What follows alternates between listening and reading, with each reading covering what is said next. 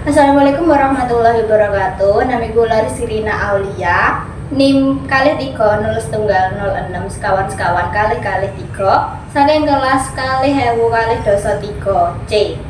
Teng video mriki kula badhe praktekaken MC panggih temanten. Candra pawiwahan gending pujangga ano.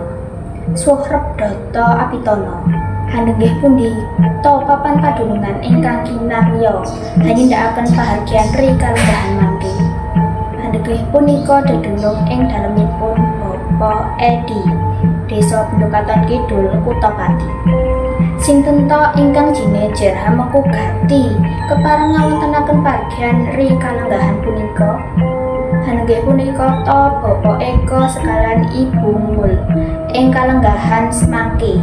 Bapak Edi sekalian Ibu Yani nembe kepareng hanindakaken darmaning asepuh hamiwaha putra putri kinasih asesilih kusumaning ayu Kiki ingkang kepareng tumapak ing alaming kadiwasan bangun kaluwarga ing madyaning bebrayan aku kalian jejaka tumaruna rising calon temanten kakung hanenggih anak Mas Elvan putranipun ingkang minulya Bapak Eko sekalian Ibu Mul wingking saking Kutapati. Sampun tumapak titi wanci sinarengan gemawaning kodrat awit saking berkahing Gusti ingkang Maha Suci. Dawah ri ingkang prayogi katiti surya tanggal kaping gangsal wulan gangsal tahun 2000 selangkung wonten ing sasana dalemipun ingkang minulya Bapak Edi. Bikut arebut ngersi hanenggih sagung para kadang sentana anggenipun hayeng kuyuh kaluwarga ingkang nembe hanglantaraken putra-putrinipun tumapaking alaming kadiwasan bangun kaluwarga ing madyaning bebrayan agung.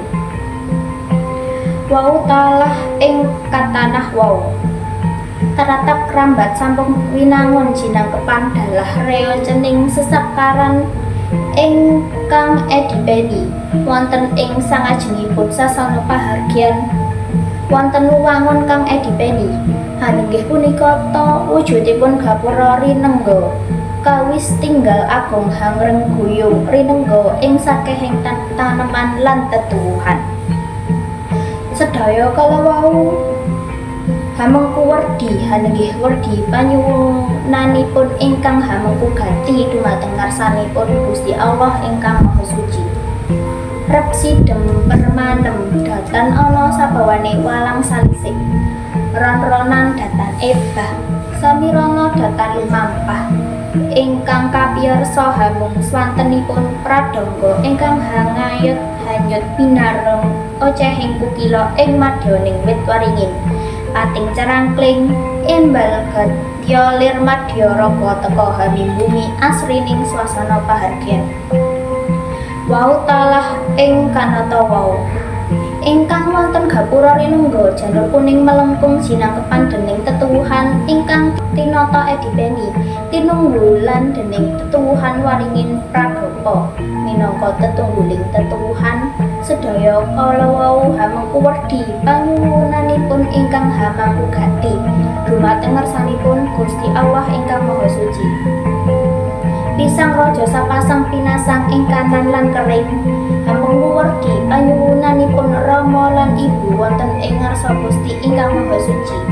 Mugi-mugi temanten kekalih anggenipun bangun kaluwarga ing madyaning bebrayan agung manggiha bagya mulya nirbaya nir ing sambikala lulus raharja wiwit donya nganti swarga kados kebagyanipun raja lan garwa prameswari. Ing mriku wonten tebu wulung hanenggah tebu ingkang hawarni cemeng. Tebu jarwa dosa ateges ateping korbu. Wulung cemeng ateges kesantosan. Ros-rosan raos manis dasari tebu. Tebu ingkang pinasang ing mriku Hamengku Werdi panyuwunan wonten ing ngarsa Gusti ingkang Maha Suci.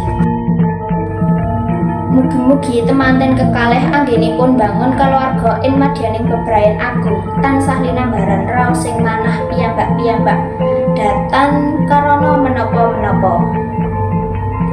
Lan mugi-mugi awah raos manis-manis sing kaluwarga wiwit donya nganti swarga. Ing mriku wonten wit waringin ingkang pinasang ing kanan lan kering.